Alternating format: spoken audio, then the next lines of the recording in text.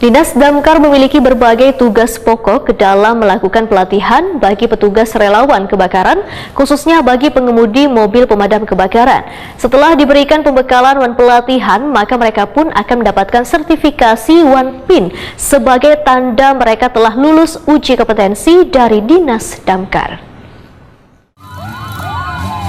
Dinas Damkar memiliki berbagai tugas pokok dalam melakukan pelatihan bagi petugas relawan kebakaran, khususnya bagi pengemudi mobil pemadam kebakaran. Setelah diberikan pembekalan One pelatihan, maka mereka pun akan mendapatkan sertifikasi One Pin sebagai tanda mereka telah lulus uji kompetensi dari Dinas Damkar, sehingga mereka harus memakai PIN sebagai tanda sudah layak nang mengemudikan mobil pemadam kebakaran. Demikian dipedakan Wali Kota Banjarmasin Ibnu Sina wetakuni prima TV usai kegiatan HUT pemadam kebakaran Wan Penyelamatan Indonesia ke-103 di Aula Kayu Baimbai Balai Kota Banjarmasin Jan R.E. Martadinata Banjarmasin Tengah besokan Selasa 1 Maret 2022.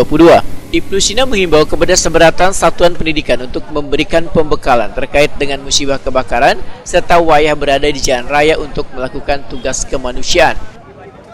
Kemudian bencana itu sejak dini harus diberikan edukasi kepada masyarakat, anak didik kita. Jangan sampai anak didik kita tidak paham tentang potensi yang bisa membahayakan dirinya. Baik dalam bentuk kalau misalnya di Banjarmasin musibah kebakaran, ya, banjir, mungkin musibah yang lain bisa tanah longsor, gempa bumi.